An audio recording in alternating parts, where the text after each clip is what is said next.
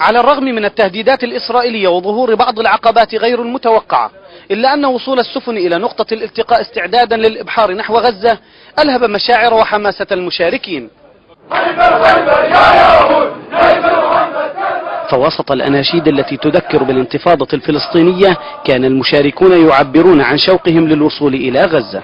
الآن نحن إما إحدى الحسنيين، إما الشهادة وإما الوصول إلى غزة. When I went first convoy, I wanted to be a shaheed. I wasn't that lucky. Second time, I wanted to be a shaheed. Didn't work. Third time lucky, inshallah, I'll be shaheed.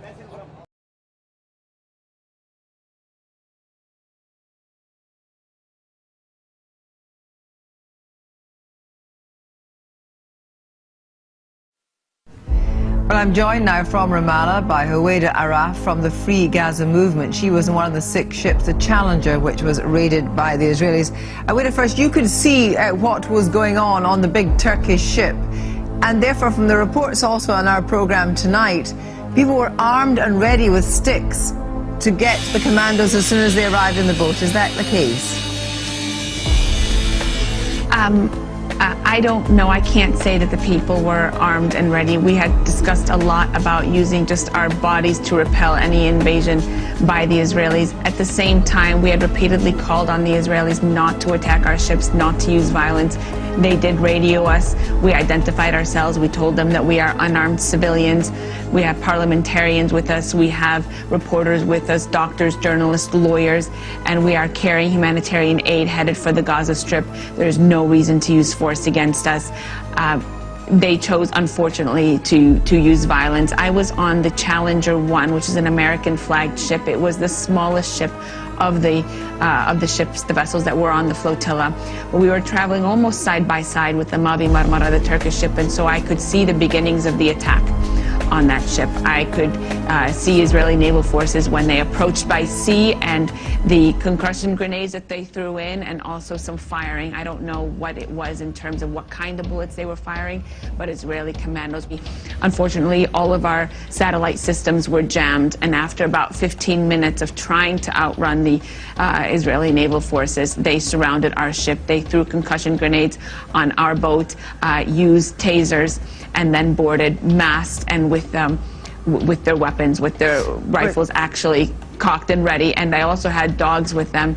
We tried to get them off just with our bodies and to prevent them from overtaking the ship. They beat many of us. Volunteer ended up with a bloody face. My head smashed against the deck of the boat. I just want to ask you one other question about this. Now, what our reporter Tim Huell was saying was that certainly in terms of the biggest ship, this was not primarily from the bigger ship's point of view about aid. It was about 600 or more so activists protesting about the blockade. Is that the case? We were carrying 10,000 tons of different forms of aid needed in the Gaza Strip, from reconstruction supplies to school supplies and medical equipment. And while we fully intended, our goal was to reach Gaza with this aid, our goal is not to perpetuate this cycle of humanitarian aid, because that's exactly what Israel's blockade is doing. It is squeezing the people of Gaza, letting a certain small amount of aid in that doesn't meet the needs of the people and is strictly limited to a few kinds of items. So thousands of items are denied entry under the pretext of security, but actually they have nothing to do with security.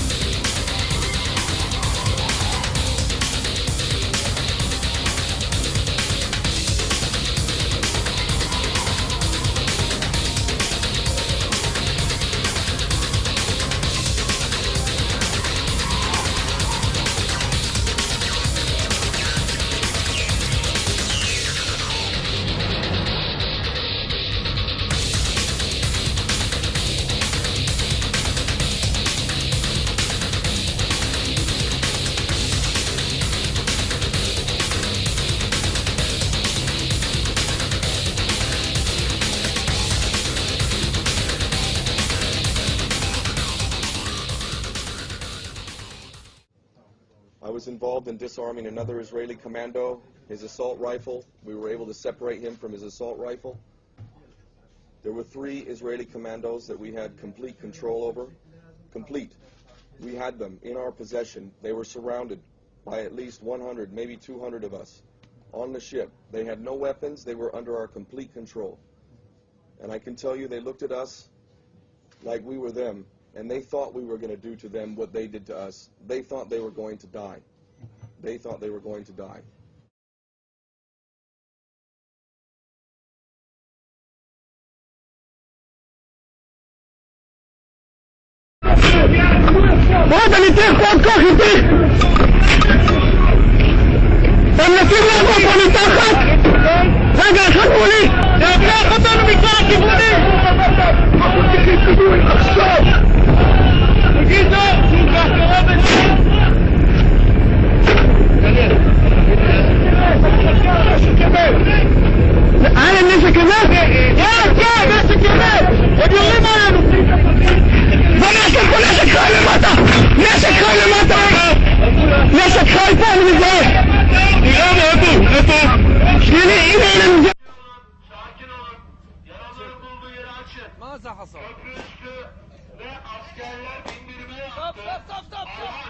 Kaldırıyoruz, yine de saldırıyorlar. Şehidimiz var. Bir tane şehit var, 30 yaralı. Bayrak kaldırıyoruz. Arkadaşlar çok yaralımız var. Elinde beyni var arkadaşlar. Okay, give me in Arabic. Okay. إذن هناك شهيدان على متن سفينة مرمرة المتجهة التي تتجه ما زالت تتجه إلى قطاع غزة. International waters, not Israeli waters, not in the 68 mile exclusion zone. We are being attacked in international waters completely illegally. Okay. إذن هم يحاولون الآن الدخول. Please with the camera here. يحاولون الدخول الآن الجنود المسلحون المدججون بالسلاح يحاولون There are reports that one person has been killed. Several I have seen with my eyes have been injured. We've seen them, doctors trying to work to heal the injured. The ship remains in international water. The ship remains in international water. It's now been confirmed that one person indeed has been killed by the Israeli army, which has been using live munition. First convoy, I wanted to be a shaheed. The ships remain in international waters, yet the Israeli army, together with a helicopter as well as naval ships, have surrounded the ship. I wasn't that lucky. Second time, I wanted to be a shaheed. Didn't work. All phones have been jammed, making it impossible to contact the outside world. They have tried to dismantle the satellite we are broadcasting from. However, this remains operational. Third time lucky, inshallah, I'll be shaheed. The organizers on board the Mavi Marmara, after 2 people have been confirmed killed by the Israeli army, have now asked all the passengers to go inside. They've raised the white flag. This after Israeli commandos descended upon the ship in international water from a helicopter, as well as surrounded it by vessels from all sides. Tens of people, civilians, have been injured.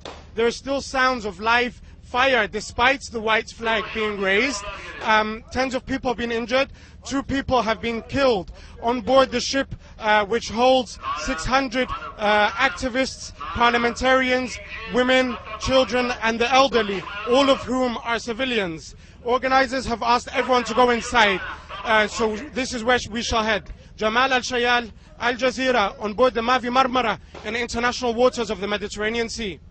إذن الجميع الآن نزلوا إلى الطابق الأسفل. الجميع الآن غادروا هذا المكان ونزلوا إلى الطابق الأسفل لأن هناك عملية إطلاق نار مكثفة هنا على هذا السطح. الآن الجميع نزل إلى الطابق الأسفل ونحن أيضا بليز. نعم، سنهبط الآن إلى الطابق الأسفل وما زالت النيران تنهال على سفينة مرمرة. أيضا من هم على من الجنود الاحتلال من هم على متن هذه. Know that Israeli naval officers are on board. They're searching the vehicles. They're expecting to find what has been the Israeli position since the early hours of this morning, and that is that ammunition, guns, knives, all of that is on board these vehicles. The Israeli army maintaining that its soldiers came under live fire when they boarded one of those ships. Now, this, of course, is being denied by the passengers of the ships. They insist that they were a peaceful demonstration trying to bring world attention to the economic blockade on Gaza. Some of them have already arrived here in Ashdod. They are being ordered back to their countries of origin. Those that are refusing to go are being detained in the detention center that you might see behind me. Now, the Palestinian President Mahmoud Abbas has called this a slaughter at sea. The international condemnation has been fast and furious, with some Russian